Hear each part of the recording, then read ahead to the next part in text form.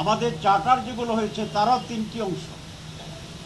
একটি অংশ ঐকমত্যে পৌঁছা, 2 নম্বর হচ্ছে এটার আইনি ভিত্তি দেওয়া, আর 3 নম্বর হচ্ছে এইটাকে বাস্তবায়ন করা, এর আলোকে কার্যক্রম পরিচালনা করা।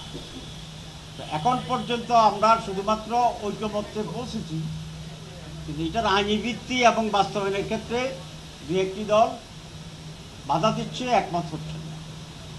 আমরা খুব স্পষ্ট বলে আসছি যে জুলাই বিপ্লবের পরে আমরা আরও অনেক পরিবর্তন চেয়েছিলাম, কিন্তু কমপক্ষে ন্যূনতম সংস্কারের যে জায়গাটি, যেটা প্রধান উপদেষ্টার ওয়াদা, সেটা যেন অবশ্যই আইনের ভিত্তির মাধ্যমে এখনই কার্যকর করে।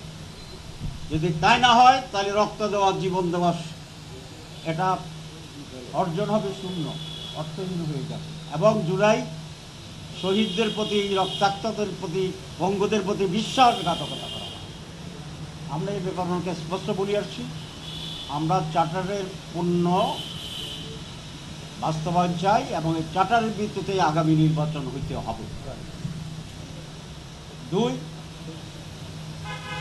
বিচার দৃশ্যতা। উনি যা বলেছেন যে নির্বাচনের আগেই কিছুটা বিচার হয়ে যাবে, আমরা বলেছি অসুবিধা নাই, বিচার ইজ এ কন্টিনিউয়াস প্রসেস, একদিনেই সব বিচার হবে না, কিন্তু বিচার অব্যাহত রাখতে হবে, সেই প্রক্রিয়া অব্যাহত রাখতে হবে। 3 নম্বর, একটি সুষ্ঠু অবাধ নির্বাচন হবে, এটা উনি বলেছেন। আমরা ওনার বক্তব্যের নীতিগতভাবে একমত হয়ে কার্যকারিতার ব্যাপারে ভিন্ন মত পোষণ করেছি। আমরা বলেছি যে বর্তমান সরকার এবং আরও কিছু দেশ বিদেশি শক্তি মিলে নির্বাচনকে সুষ্ঠু হওয়ার ক্ষেত্রে বাধা তৈরি করা চলেছে। একটি নীলনকশার নির্বাচনের দিকে আমরা যাচ্ছি কিনা সেই ব্যাপারে আমাদেরও প্রস্তুতি হয়েছে, জনমনেও প্রশ্ন তৈরি হয়েছে। কারণ হিসেবে আমরা বলেছি যে এই সরকার লন্ডনে গিয়ে নির্বাচনের তারিখ ঘোষণা একটি দলের সাথে বৈঠক করে, এটা নজিরবিহীন ঘটনা এবং এতে করে তার নিরপেক্ষতা ক্ষুণ্ণ হয়েছে এবং একটি দলকে বেনিফিট দেওয়া হয়েছে মানুষের পারসেপশনের ক্ষেত্রে যে এই দলটি আগামী নির্বাচনে ভালো করবে।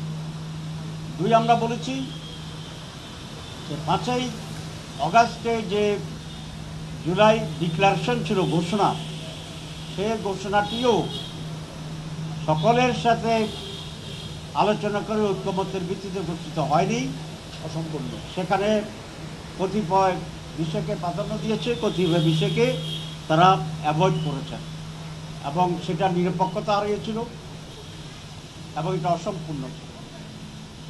3, আমরা বলেছি যে একই দিন বিকালে আরেকটা টেলিভিশন ভাষণে নির্বাচনের তারিখ ঘোষণাটা আমাদের কাছে মনে হয়েছে যে চাপে পড়ে ওই দিনেই এটাকে ঘোষণা করতে হবে।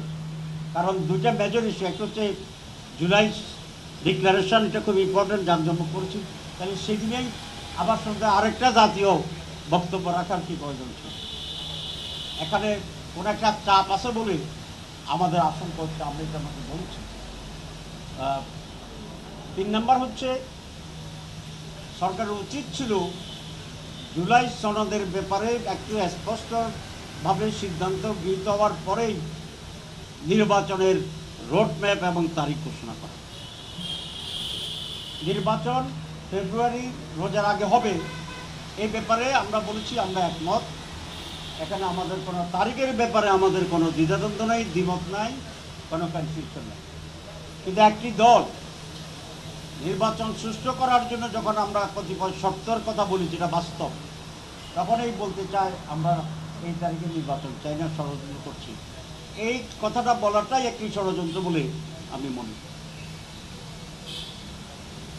কারণ হচ্ছে ইলেকশন হচ্ছে একটা পারসেপশনের ব্যাপার।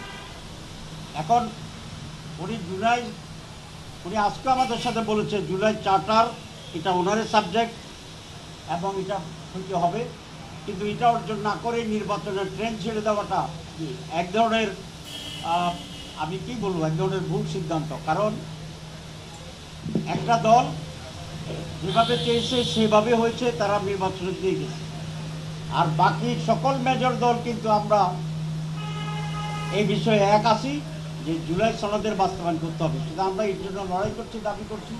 আর একটি দল এটা ছাড়াই এগিয়ে যাচ্ছে। এখানে একটা বৈষম্য তৈরি হয়েছে, কারণ একটি দলকে অফেন্সিভ রাখা হয়েছে আর আমাদেরকে ডিফেন্সে দিয়েছে। আমি তোমাকে বলেছি এখানে লেভেল প্লেইং ফিল্ডের যে ইস্যুটি, এটা পূর্ণ হয়েছে এবং এটা আপনাকে ঠিক করতে হবে, নির্বাচনের আগেই ঠিক করতে হবে। আমরা পিআরের ব্যাপারে কথা বলি। এখন 31টি দল যারা আমরা নির্বাচন কমিশনে, আমরা যারা ঐক্যমত্য কমিশনে রিফর্মসে ছিলাম, এর ভিতরে 25টি দল পিআর চায়, যেমন বামপন্থী দলগুলো পিআর চায়, ইসলামী দলগুলো পিআর চায়। তার বাইরেও যে সমস্ত দল আছে, যেমন নূরের দল আছে, এবি পার্টি আছে, আমাদের রাষ্ট্র সংস্কার আন্দোলন আছে, এরা সকলেই পিআর চায়। সুতরাং আমরা বলেছি পিআর এদেশের মেজরিটি রাজনৈতিক দল চাচ্ছে, যারা মেজরিটি মানুষকে প্রতিনিধিত্ব করে। আমাদের মাঝে একটু ডিফারেন্স হচ্ছে, অনেক দল আপার হাউসে পিআর চায়, আর আমরা এবং আরও কয়েকটি দল আমরা পুরোটাই পিআর চাই, আপার হাউস লোয়ার হাউস, এখানে পার্থক্য, কিন্তু পিআর সকলে আমরা চাই। সুতরাং আমরা বলেছি অধিকাংশ দল যেহেতু পিআর চায়, এই একটি কারণে। আর গত নির্বাচনগুলো যে ভোট ডাকাতি, কেন্দ্রে না আসার দিতে যাওয়া, মানে কালো টাকার প্রভাব, দিনে ভোট রাতে হয়ে যাওয়া, এই সকল অভিজ্ঞতায় আমরা মনে করি একটি নতুন সিস্টেমে নির্বাচন দরকার। নাহলে আগের মতোই কেন্দ্র দখলে যেতে থাকবে, আগের মতোই কেন্দ্র দখলে নির্বাচনের পরে আবার আন্দোলন যেতে থাকবে। সুতরাং এটাকে থামানোর জন্য একটি নতুন পদ্ধতি, যেটার ব্যাপারে কেন্দ্র দখল হবে না, কালো টাকার বিষয় হবে না, জোর জবরদস্তি হবে না।